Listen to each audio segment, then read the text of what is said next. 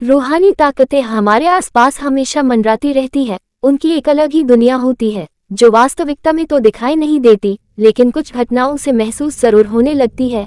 ऐसी ही एक हवेली के भूत की है। दरअसल एक पुरानी हवेली है जिसमें कई साल पहले राजा महाराजा रहा करते थे, लेकिन अब वह वीरान पड़ी है क्योंकि उन राजाओं के वारिस देश से बाहर जा चुके हैं। हवेली की हालत जर्जर हो चुकी है। अब उसे मरम्मत की जरूरत है। इसके लिए शासन के नोटिस के अनुसार संपत्ति के मालिक को सूचित किया जाता है। कुछ दिनों में पूर्व राजाओं के वारिस में से एक लड़की हवेली में अपने बच्चे के साथ दाखिल होती है, जो कि उस जमाने के राजा के नाती की लड़की थी। उसका नाम उर्मिला था।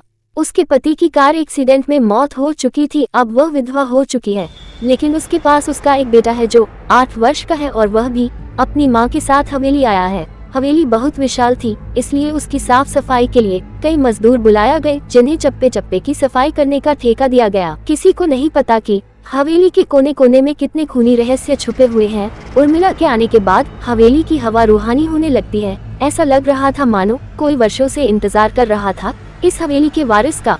एक रात उर्मिला अपने कमरे में अपने बच्चे के साथ सो रही होती है। अचानक उसके खिड़की से एक पक्षी टकरा कर मर जाता है। ये घटना अपने आप में असामान्य थी। पक्षी टकराते ही उर्मिला की नींद खुल जाती है और जब वह लाइट जलाकर देखती है तो डर से चीखने लगती है, क्योंकि उस कमरे की खिड़की से एक पक्षी फंसा हुआ था और उसके शरीर से खून की बूंदें फर्श पर गिर रही थी। नजारा इतना भयावह था कि वह अपने बच्चे को उठाना नहीं चाहती थी, लेकिन उर्मिला हिम्मत करके उस पक्षी को खिड़की से बाहर फेंक देती है।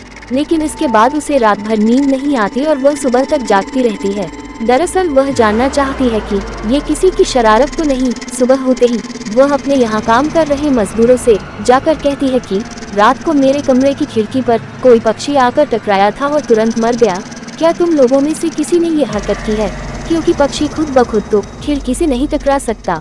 मजदूर कहते हैं, नहीं, हमने तो खिड़की से नीचे किसी पक्षी को मरा हुआ नहीं देखा। हम तो अभी वहाँ से चले आ रहे हैं और जब सभी जाकर देखते हैं तो वहाँ वो पक्षी नहीं होता। उर्मिला घबराने लगती है कि यह क्या, यहाँ तो पक्षी होना चाहिए या कम से कम खून की कुछ बूंदें दिखनी चाहिए, लेकिन यहाँ पर पक्षी का एक पंख तक नहीं पड़ा हुआ। उर्मिला सभी मजदूरों को कहती है कि हवेली में बहुत सी कीमती चीजें और मूर्तियाँ हैं, संभाल के साफ सफाई करना। मजदूर अपने अपने काम में लग जाते हैं।